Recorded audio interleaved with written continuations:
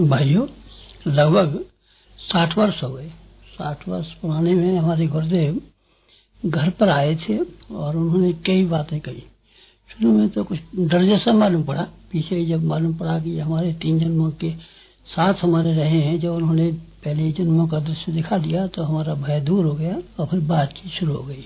उन्होंने कहा, अपनी पात्रता को विकसित करने के लिए मैं 24 लक्ष्य के 24 साल तक 24 परीक्षण करने चाहिए। 1 साल में 1 जौ की रोटी और छाछ पर रह करके किस तरीके से 24 साल काटने पड़ेंगे, ये पूरी विधि बताने के बाद में एक और नई बात बताई, बोना और काटना। तुम्हारे पास जो कुछ भी चीज है, बोना शुरू करो भगवान के खेत में और वो 100 गुना होकर के तुम्हें मिल जाएगा। रिद्धि और सिद्धि का तरीका यही है, फोकट में नहीं मिलती कहीं। कोई ऐसा नियम नहीं है कि कोई रिद्धि बांट रहा हो, सिद्धि बांट रहा हो, कहीं से मिल रहा हो, इस तरह का नहीं है। किसान बोता और काटता है, ठीक इसी तरीके से तुमको भी रिद्धियां और सिद्धियां बोनी पड़ेंगी और काटनी पड़ेंगी।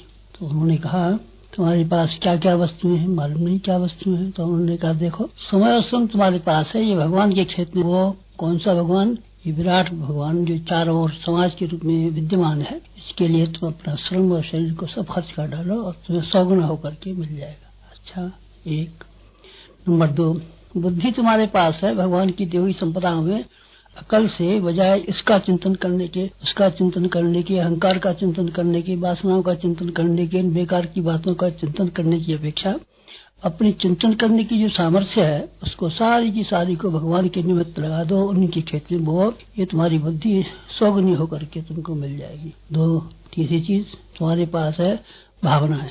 भावनाएं हमारे पास है, आपके पास भी है। 3 शरीर है, स्थूल सूक्ष्म कारण। इसमें से स्थूल शरीर में श्रम होता है, सूक्ष्म शरीर में बुद्धि होती है और कारण शरीर में भावनाएं होती है।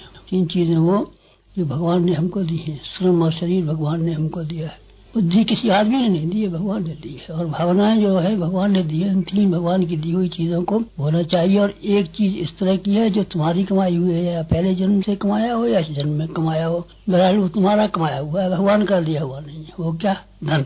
धन भगवान किसी को नहीं देता। जो अपने चाहे ईमानदारी से, बेईमानी से, मेहनत से और हरामखोरी से चाहे कमा लो चाहे मत कमा लो, भगवान को इससे कोई लेना देना नहीं है।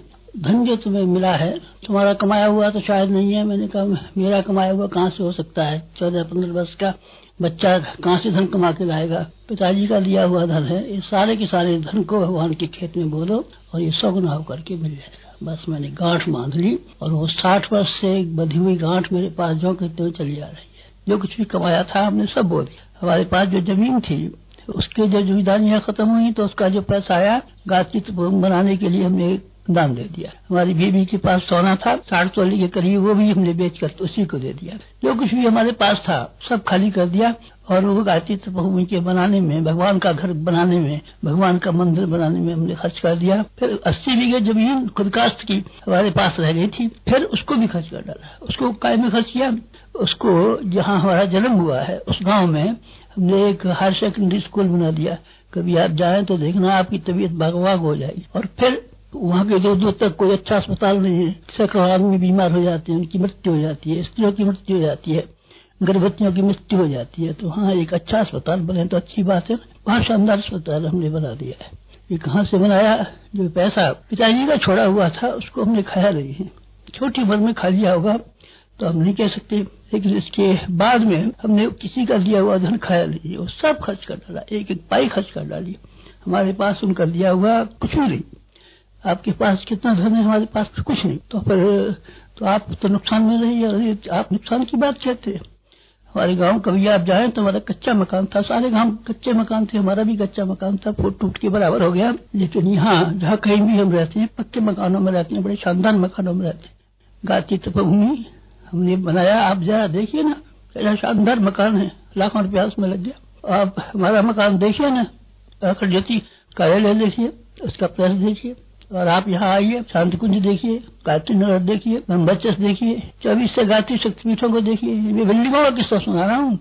इन तो बिल्डिंग है और बिल्डिंगों के अलावा इनमें जो आदमी रहते हैं वो उन पर खर्च होता है। वो गायत्री तपोभूमि में कितने आदमी काम करते हैं? 200 आदमी यहाँ काम करते हैं, 200 आदमी करीब यहाँ ही रहते हैं। इन सब का खाने का, पीने का, कपड़े का, लत्ते का खर्चा निकलता है। कहाँ से आ जाता है? जाने कहाँ से आ जाता है। धन हमारे पास कुछ कम नहीं पड़ता है। जरूरत होती है तो भगवान की तरफ इशारा कर देते हैं और वो हमारे लिए जो कुछ भी चीजें सब जो कहते हैं भेज देते हैं। भगवान के लिए सब आदमी एक से हैं। जो नियम हमारे ऊपर लागू है वही आपके ऊपर भी लागू हो सकते हैं।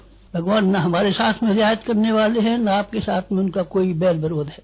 तरीके वही है जो हमारे जीवन में हमको बताए गए। हमारे गुरु ने हमको तरीका बताया था और हमने स्टार्ट कर लिया, और हम गुरु को बहुत धन्यवाद देते हैं। और आपको हम सिखाते हैं और समझाते हैं और बताते हैं कि आप उसी रास्ते पे चलिए जिस रास्ते पे हम चले हैं। आप भी निहाल हो जाएंगे और धन्य हो जाएंगे। हमारे YouTube चैनल शांति कुंज वीडियो गायत्री परिवार को सब्सक्राइब करें एवं बेल आइकन जरूर दबाएं ताकि गायत्री परिवार की विभिन्न गतिविधियों की जानकारी आपको मिलती रहे।